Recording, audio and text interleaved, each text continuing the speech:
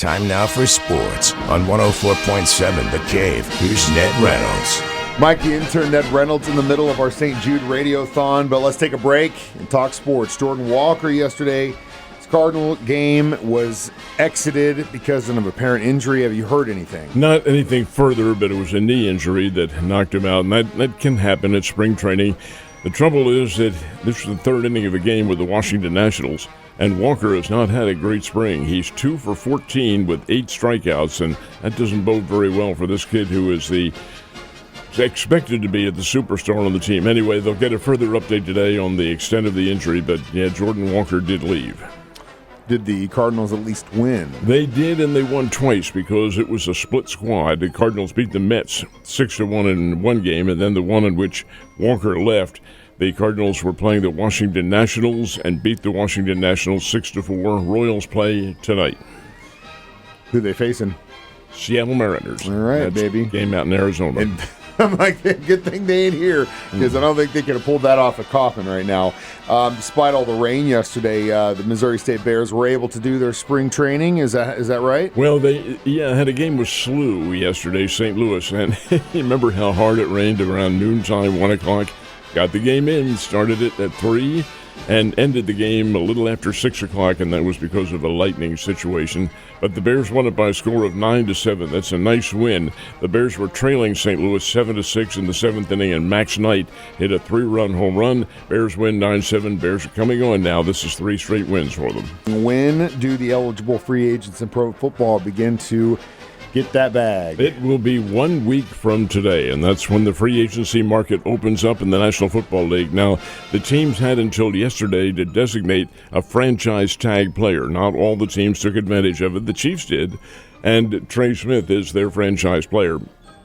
But he can still negotiate with other teams, and if somebody makes him an offer better than what the Chiefs had, that's hard to believe, since he's going to make about $23,400,000 a year. But if somebody does, the Chiefs have the opportunity to match that offer and keep Trey Smith. But I think he's probably pretty much set. He's the franchise player. Anyway, the free agents begin their trek starting on Wednesday, negotiations, and we'll see how many stay with the Chiefs and how many depart the scene. Definitely going to be a few.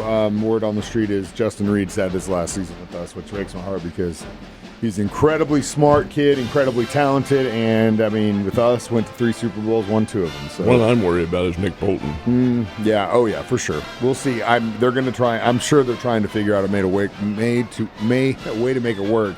But they're going to have to get some protection from Mahomes. I know that's on the top of the list. So we had area winners in the girls' sectional basketball playoffs last night, didn't we? These are the sectionals, and these winners all go to the state quarterfinals, which is later this week, and it included Chadwick. This is both Chadwick girls and boys teams are now in the state quarterfinals. Walnut Grove, as usual, the Walnut Grove team is into the quarterfinals. Norwood, Marionville, Skyline, El Dorado Springs, and Fairgrove all made it to the quarterfinals, which are coming up later on this week. And then the state championships are next weekend, not this coming weekend, but next weekend up in Columbia. Do we still have the same number 1 college basketball team as we did the day before? We'll find out, because number 1 lost last night. Yeah, that's what I'm thinking. Texas A&M's a good team. And this was their final home game, of course, and you had the senior celebration and all that. Well, Auburn, which is kind of tired. They played a lot of games in recent weeks. Auburn went into College Station and loses to Texas A&M 83-72. So there may be a new number 1 next week, but it's all moot because they decided on the courts.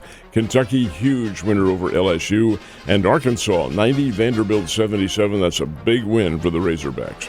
We got, as of right now, 11 days, a week from this Sunday when the tournament begins, my guy, and I can't wait. Ned, you have a great day, and thank you so much for helping us out with St. Jude today.